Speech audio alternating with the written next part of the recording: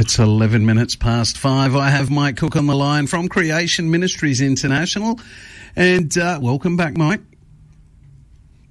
Thank you, Nick. It's good to be back again. It's all right. And, of course, we've been speaking about a chap that you know from New Zealand who comes from originally South Africa, and some of the racist issues that he has overcome in his life before becoming a Christian and, I guess, having a massive transformation. Now, as far as, his original issues, I guess, can we call them issues? He was a very racist person, and we're having a bit of a chat about what's the difference between a black man and a white man, and in reality, not a lot. And we also had a question that came through during the week in regards to a recent news article. I think it was in Science Alert or somewhere. They were talking about the frogs over in Chernobyl, and of course, Chernobyl, they had a huge nuclear accident there years ago. And the frogs, since the nuclear accident, have changed colour from green to black. And the story in the media at the moment is talking about evolution and how these frogs have changed from green to black. Interesting. Again, it's the same frogs, but they've changed colour. Is it really evolution? Have they evolved? That's a fantastic question, and thank you to the listener who sent this one in, because again, with creation.com, Mick's mentioned that our website, we've got many articles about what we call natural selection. So this is a great example of natural selection, where the ratio of a population can change based on circumstances in its environment. And this article is really interesting. It's entitled, Chernobyl's radiation is darkening its frogs, and it's a good thing too. And it's from the report from the Evolutionary Applications. So they say this is a direct example of evolution in action. So people say, well, here we are, that we see animals changing, that's evolution, therefore evolution's proven. How can you put your head in the sand and deny it? So I think this is really important, just to briefly, just for the listeners, just to reinforce again, evolution is basically a term that needs to be defined. And so is evolution just change? Animals change. So that's the proof of evolution, but it's actually the type of change, the direction of change is really, really important. And we've got many examples of things like antibiotic resistance, or elephants losing their tusks, or cod becoming smaller due to overfishing. There's heaps and heaps of different examples, and this one of the frogs near Chernobyl is another good example. So what you have to do is basically just read the article and take out what do they actually observe, and what are the philosophies or the worldview issues they're putting on top of it. So I just wanted to quickly mention that there's two, people talk about microevolution and macroevolution. We encourage people not to use that, because people say, well, a bit of microevolution over a long time must lead to really big changes. So what do you reckon about that, just to make sure people understand the difference between natural selection and the grand picture of evolution, from ponds come to people? Yes, well, in this case, it looks like the black frogs aren't as affected, or darker skinned frogs aren't as affected by, the radiation. And so, and from what I read, there's frogs like, in a huge population, there are still some that are going to be black frogs. That's before any radiation exposure. However, now there's more of them simply because the green ones have died out. And so in this case, being natural selection, we've actually taken a bunch of frogs out, and we've probably taken a whole lot of genetic information out. And when people think about the word evolution, they assume it means like we're building something more. There's information being added. It's getting better. But in reality, these frogs are actually getting worse. They're losing information. And the real problem with this story, I have to say, and it's not the only publication it was in. When I Googled it, I saw it was sort of in other places as well.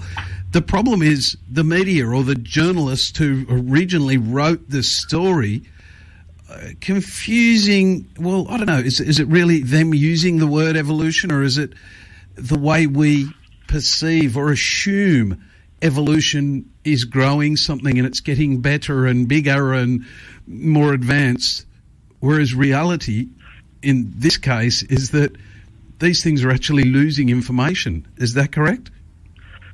That's right, yes. And one of the key things in the article there, it talks about near black frogs far outnumber their highlighted yellow fellows now after the thing. So what you're seeing straight away is that, yes, before this disaster happened at Chernobyl, the information for the darker skin colour was already present in the population.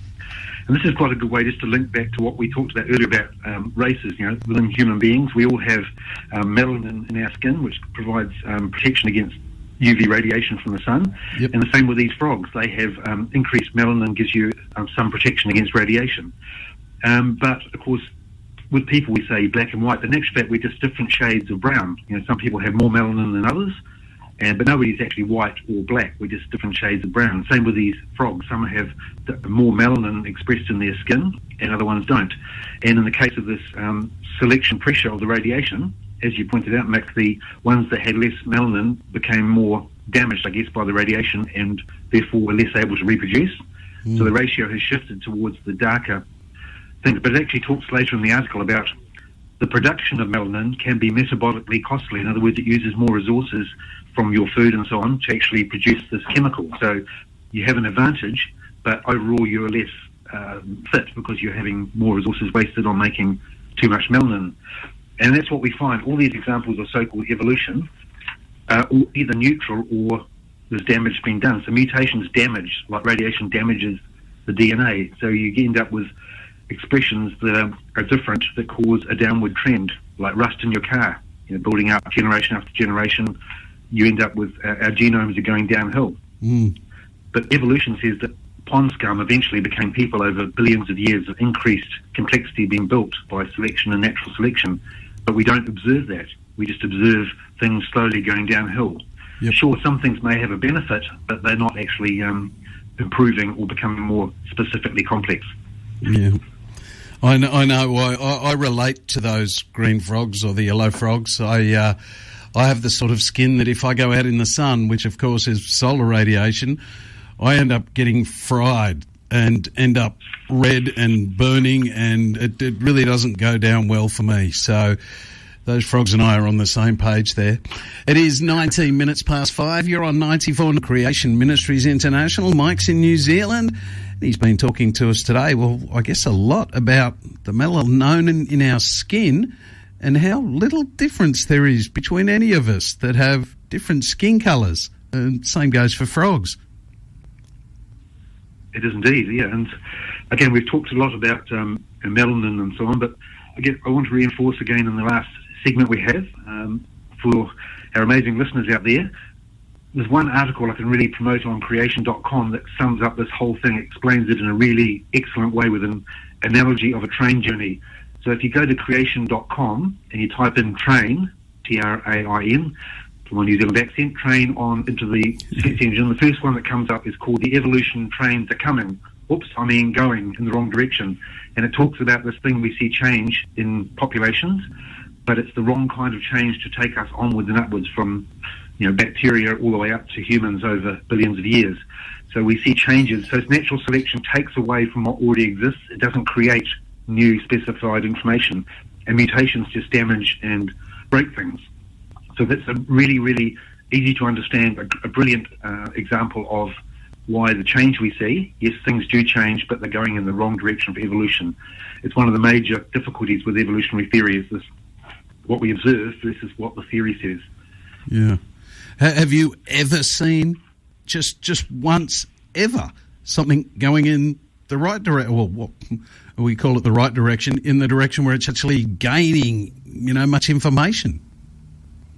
Well, that's one of the things. One of the things we encourage people to say is that, you know, mutations never cause an increase in information. That's a little bit simplistic. So it's important to talk about the type of information. So what is information? So again, we have many articles from sort of family level up to PhD level talking about information and so on. But overall, mutations just damage and break. It's like copying a tape over and over again, or photocopying a piece of paper over and over again. Generally, things decay and fall away. So we see that right across the genomes of every living creature. Things are going downhill. It's called genetic entropy. And again, it's one of those things that is scientifically been observed and it just means that we're headed down towards extinction. So again, our bodies are amazingly designed to have repair mechanisms and so on, but it's only really slowing the decline. Generation by generation, the mutations accumulate, and it's just causing more and more genetic diseases and other things within humans and other animals and even plants. Yeah. So evolution is just, I mean, it's interesting that so many scientists still talk about it, yet there's no one can actually show, I guess the DNA strands growing with more useful information. Instead, it's more broken information. That's right. It's either duplicated or it's actually even transferred between creatures. So you can have a thing where this gene transfer, but that's again taking existing information and just moving it between species and so on. So that's another observed thing. But you're not increasing the overall genetic complexity right across all of life, and so you're just shuffling existing information, which seems to point to a designer. It's an amazingly complex system. DNA is like a four-dimensional operating system, far, far more complex than anything humans have ever developed in the way of software and information. I think it's amazing. It honours God as our creator, the master engineer. Mike, I've got to say, over the years talking to you guys from Creation Ministries International, I've certainly got to a point a while ago now, and it's just reinforced. I think it's so much harder to believe in evolution than it is to believe in creation. It's so much harder because there's so much less evidence for evolution than there is for creation. And I really appreciate the time that you guys give us and the information that you guys have. It's fantastic. It really is. It's awesome. So, look, thank you, Mick. I've got to say thank you again for this week. We're pretty much out of time. I'm looking forward to next week. And look, if anybody does have any questions for Mike, please send them through. Just text 0401 949 949. That's 0401 949 949. Thank you again, Mike. That was awesome. Thank you, Vic, and thank you to all our listeners. It's been a privilege to be with you. Have a great week, and we'll see you virtually online next Tuesday. Bye. Excellent. It is 28 minutes past 5. You're on 94.9. Good afternoon.